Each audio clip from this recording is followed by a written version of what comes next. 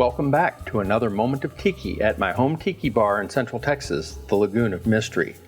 Tonight, I have a craving for a CÉSAR'S rum punch, a fine tiki cocktail invented by Joseph César in Port-au-Prince, Haiti, featuring Haitian rum, Barbancourt 5-star, which is an excellent rum. So, I thought I would make it with you here tonight. First up, we need,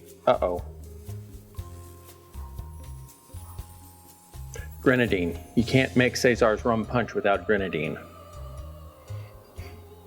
To the kitchen.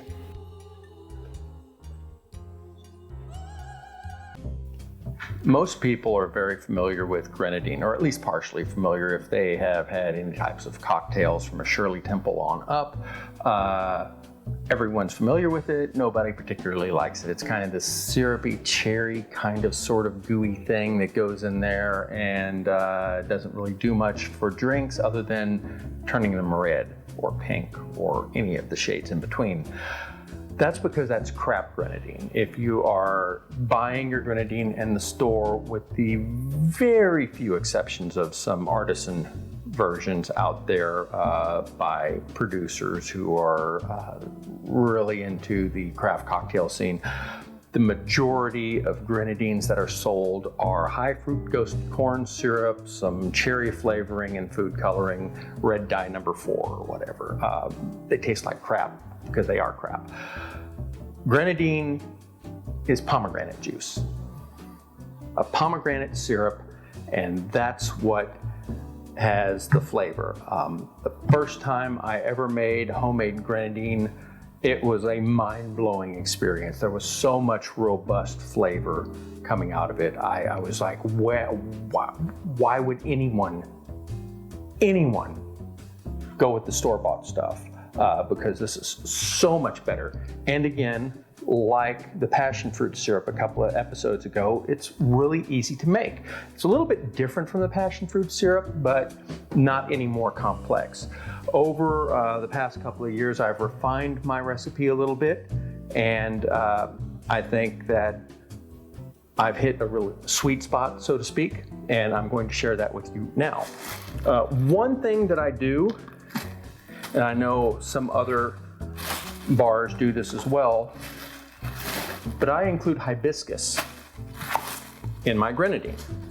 Pomegranate, when it is heated, can tend to get a little dark and not have that bright red flavor. So I always include at least a cup of hibiscus flowers. This is the same thing as hibiscus tea. Jayme Cool has a box that you can get, and they have the flowers already packed in punch packets like tea bags. You can just put in there and not have to worry about straining. This is loose hibiscus flowers. You can find them at Mexican markets, about 55 cents a pound. So it's not terribly expensive. You can stock up and it'll last you a long time. And I use a cup right here, but you really can't overdo it. Not only does the hibiscus add a bright red color to it in an all-natural way, it also adds some nice floral notes, and I think it gives it a little more viscosity in the syrup, better mouthfeel with the thickening agents from them. So we have the hibiscus in the pot. Next, 2 cups of pomegranate juice. I use Palm Wonderful because this is readily available. Any 100% pomegranate juice will do. I know that there are cranberry, pomegranate hybrids and other things like that, and you're welcome to experiment with them, but I've tried some different things, and pomegranate, I like the flavor, and I think it's really comes through. So I'm not terribly interested in deviating from the more traditional flavor. Now, once the pomegranate juice is in with the hibiscus, we're gonna turn this on and bring it to a boil. Essentially, we're making a hibiscus tea, only instead of using water, we are using pomegranate juice. use a whisk. Make sure we get them all stirred in as it comes to a boil.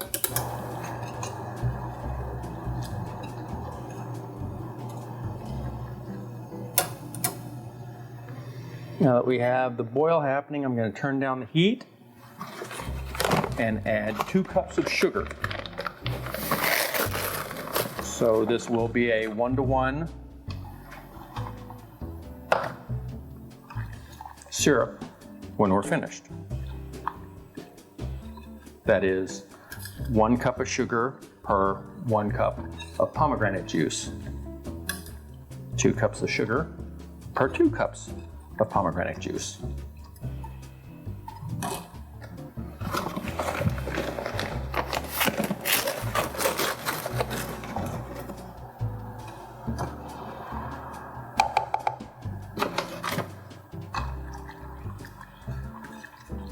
And we're going to continue to stir until it is all dissolved in.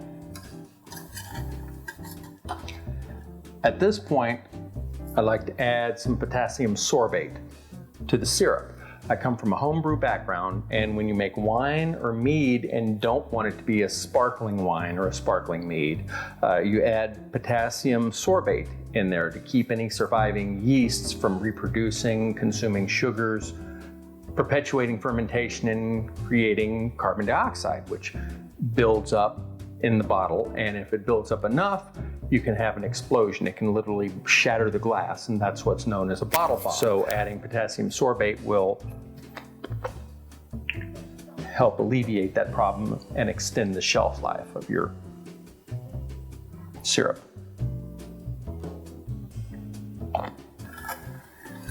Now that the sugar is almost completely dissolved, I'm going to cover this and set it aside and let it cool for the next hour or so until it is ready for bottling. During that time, the hibiscus is going to steep in there and add its rich color and floral flavors to the grenadine itself and give it a nice layered complexity. And we're back. The grenadine has cooled enough for us to bottle it. One difference between the grenadine and the passion fruit syrup that I made previously is the fact that the grenadine with my recipe has the hibiscus flower still in it, and we don't want to bottle that up with it. So we need to filter. So I have a pitcher right here, mesh strainer right here. Take this and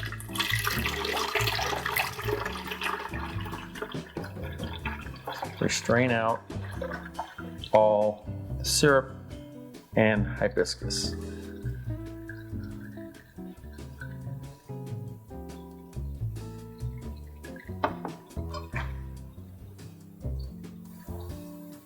Once we get most of that done, I'm going to set this over here out of the way.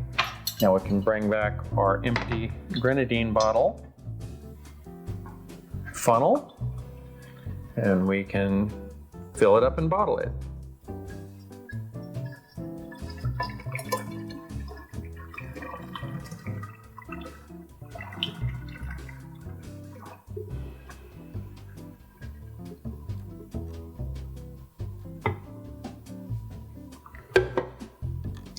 Now, as with the passion fruit syrup, I like to add an ounce of light Spanish rum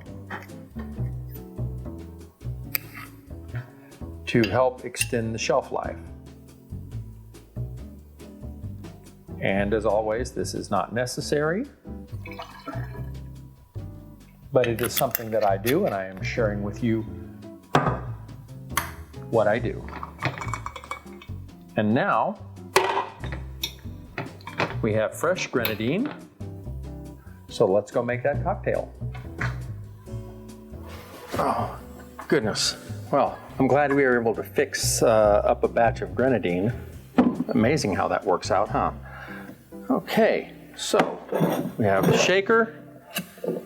So we are going to begin building our CÉSAR'S rum punch. First, it calls for 2 ounces of lime juice. Now, if you're thinking to yourself, "Ooh, that's a lot of lime juice," you would not be incorrect. That is indeed a lot of lime juice. Because this is quite a tart drink.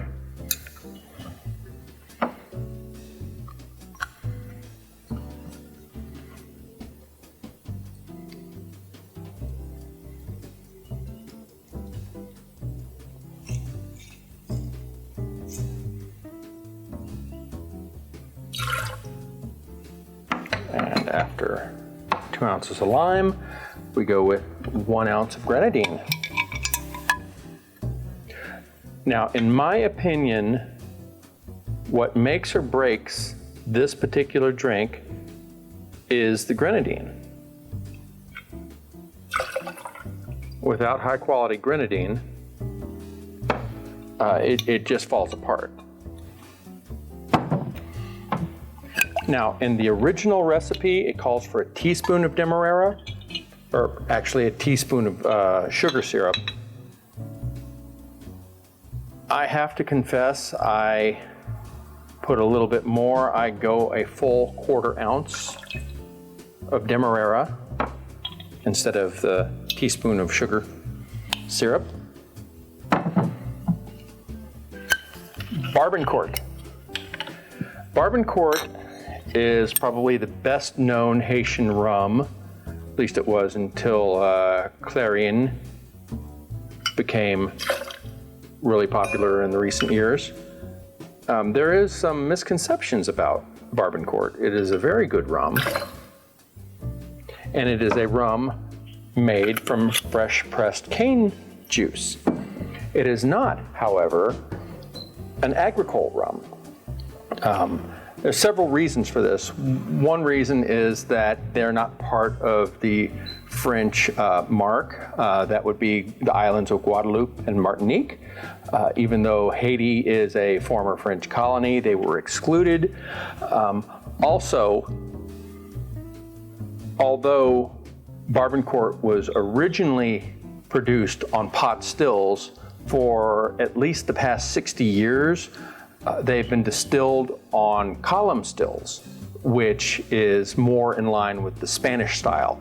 So with Barbancourt, you do not get the overwhelming grassy notes, the vegetal characteristics that define an agricole rum. There's some there.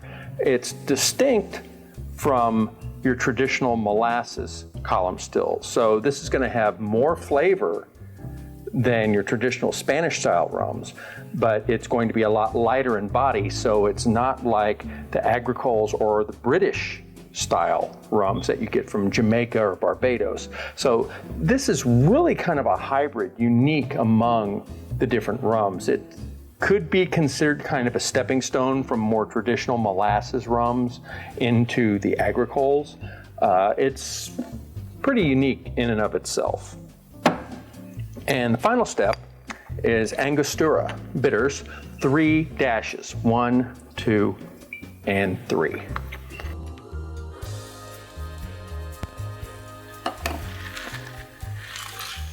Oh yeah, can you see that color? Look at it.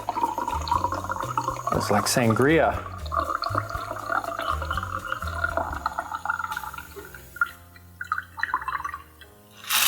Okay, now top it off with some fresh ice.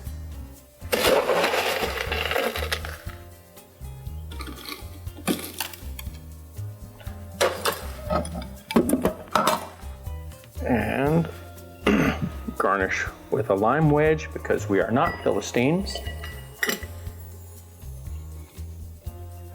There you have it.